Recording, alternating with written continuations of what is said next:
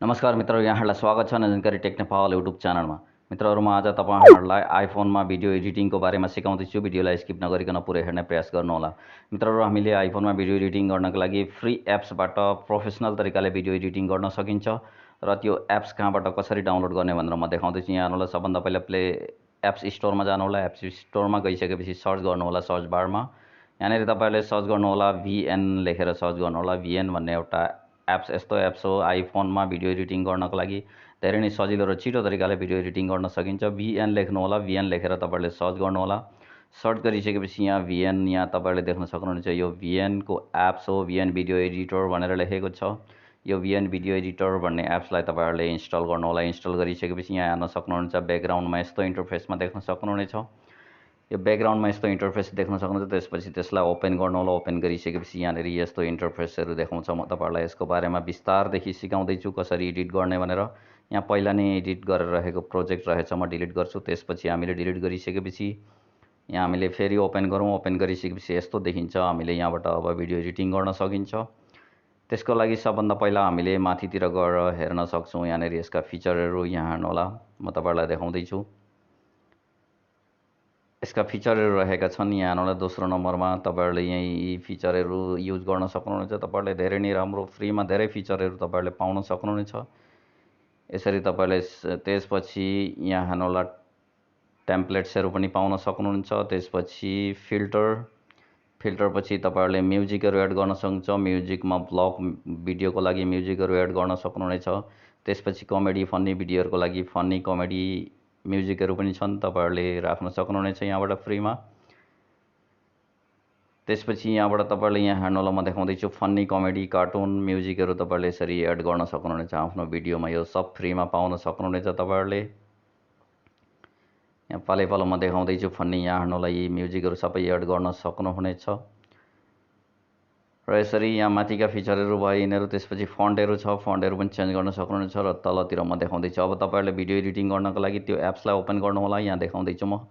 यो एप्समा ओपन गर्नुहोला। ओपन गरिसकेपछि यहाँनिर प्लसको साइन छ, तलतिर त्यो प्लसको साइनमा क्लिक गर्नुहोला। प्लसको साइनमा क्लिक गरिसकेपछि यहाँ तपाईँहरूले न्यू प्रोजेक्ट भन्ने अप्सन छ, त्यो न्यू प्रोजेक्ट भन्ने अप्सनमा क्लिक गर्नुहोला। यहाँ चारवटा स्टोरेज फोटोज अनि टेम्प्लेट्सहरू छन्, तपाईँले त्यो पनि युज गर्न सक्नुहुन्छ। तपाईँहरूले न्यू प्रोजेक्टमा क्लिक गरिसकेपछि यहाँबाट तपाईँले भिडियो छान्ने अप्सन आउनेछ। त्यहाँबाट तपाईँहरूले भिडियो फुटेजहरू लिनुहोला, भिडियो क्लिपहरू लिनुहोला। मैले यहाँबाट भिडियो क्लिपहरू लिँदैछु, आफ्नो भिडियो क्लिपहरूलाई लिनुहोला। त्यसपछि यो एरोमा क्लिक गर्नुहोला। एरोमा क्लिक गरिसकेपछि अब हामीले एडिटिङतिर लागौँ। यहाँ हेर्नुहोला, मैले भिडियो क्लिपहरू लिएको छु। तर यो टाइमलाइन हो, टाइमलाइन यसरी प्ले हुन्छ। त्यसपछि सबभन्दा टपमा हामीले देख्न सक्छौँ म्युजिक। अब हामीले म्युजिक एड गर्नको लागि यहाँनिर ट्याप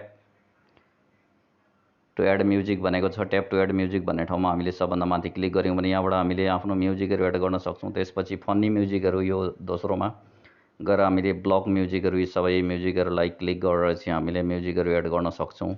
फेरि क्लिक गरौँ, म देखाउँदैछु। यहाँबाट दोस्रोमा तपाईँहरूले यहाँनिर कार्टुन फन्नी म्युजिकहरू तपाईँहरूले यहाँ सेलेक्ट गर्नुहुन्छ।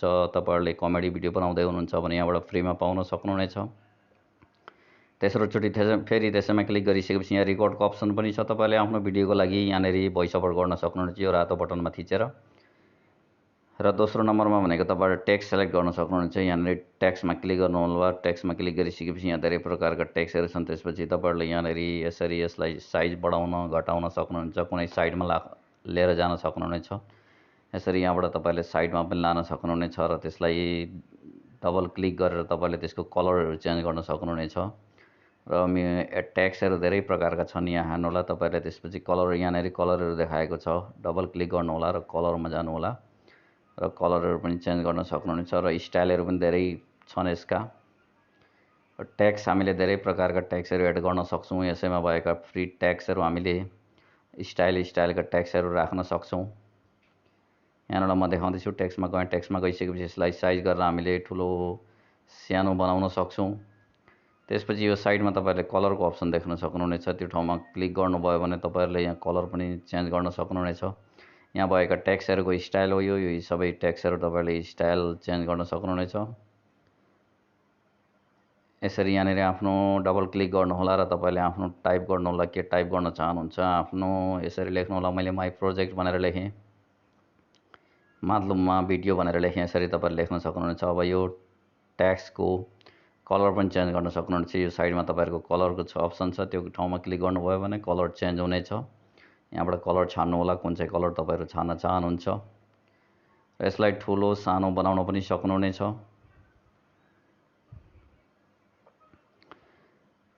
र अब तलतिर भिडियोको लेयर भयो, तपाईँले अर्को भिडियो पनि एड गर्न सक्नुहुनेछ त्यहाँनिर क्लिक गरेर।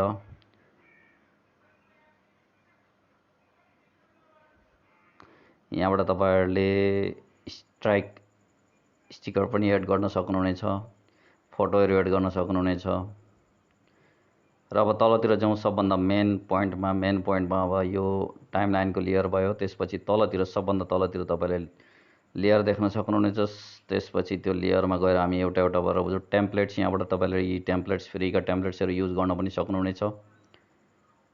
दोस्रोमा फिल्टर रहेको छ, तपाईँले यहाँबाट फिल्टर तपाईँहरूको आफ्नो भिडियोको फिल्टर चेन्ज गर्न सक्नुहुनेछ। कलरहरू कस्तो कलर तपाईँहरूलाई मनपर्छ चेन्ज गर्न सक्नुहुनेछ। त्यसपछि यहाँनिर स्पिडको अप्सन छ, यहाँबाट तपाईँहरूले स्पिड बढाउन घटाउन पनि सक्नुहुनेछ। यहाँ हेर्नु होला, तपाईँहरूले भिडियोमा कति टाइममा कुन चाहिँ स्पिड लगाउन चाहनुहुन्छ, कति स्पिड लगाउन चाहनुहुन्छ, स्लो मोसनको बनाउन सक्नुहुनेछ, फास्ट भिडियो बनाउन सक्नुहुनेछ।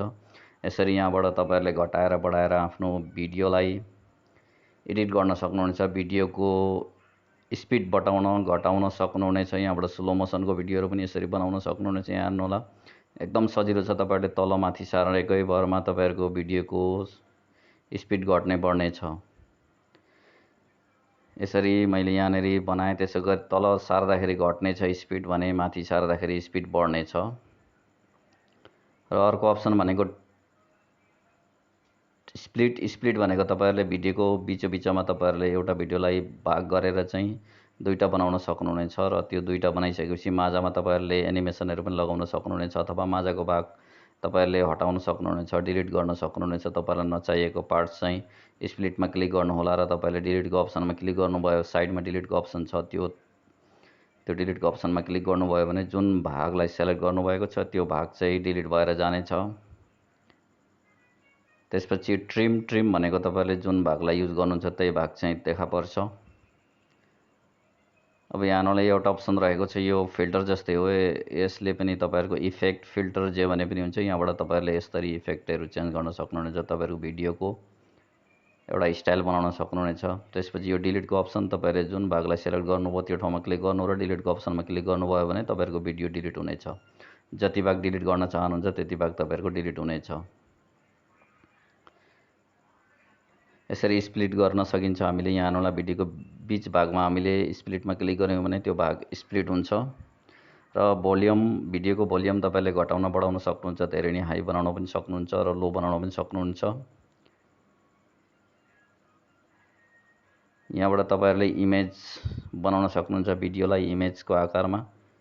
यहाँ हेर्नुलाई, तपाईँले जुम इन जुम आउट पनि बनाउन सक्नुहुन्छ, भिडियोलाई जुम इन जुम आउट गर्न सक्नुहुन्छ यसरी। त्यसपछि यो रहेको छ क्रोपको अप्सनमा गएर चाहिँ तपाईँहरूले भिडियोलाई क्रप गरेर चाहिँ यहाँ देख्न सक्नुहुन्छ। तपाईँहरूले यो युट्युबको लागि, यो इन्स्टाग्रामको लागि, त्यसपछि हामीले यहाँबाट लेयर छान्न सक्छौँ, क्याटेगोरी छान्न सक्छौँ, फर्मेट छान्न सक्छौँ। हेर्नु होला, क्रपमा जानुभयो भने तपाईँहरूले भिडियोको क्याटेगोरी छान्न सक्नुहुन्छ, कुन चाहिँ फर्मेटमा बनाउने, टिकटकको लागि, इन्स्टाग्रामको लागि, युट्युबको लागि। त्यसपछि अलिकति साइडमा जानुभयो भने तपाईँले यहाँनिर देख्न सक्नुहुनेछ, तपाईँले यो भिडियोको भाग यसरी देखिनेछ। तपाईँले यसरी सारेर चाहिँ यसलाई बनाउन सक्नुहुनेछ। कस्तो बनाउने,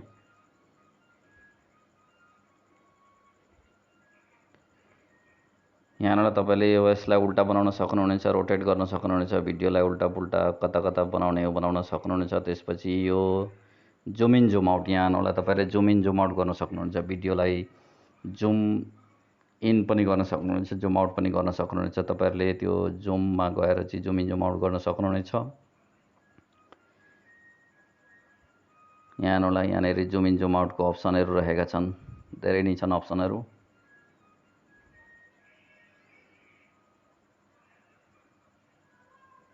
त्यसपछि रिभर्स पनि गर्न सक्नुहुन्छ, भिडियोलाई रिभर्स गर्न सक्नुहुन्छ। यहाँबाट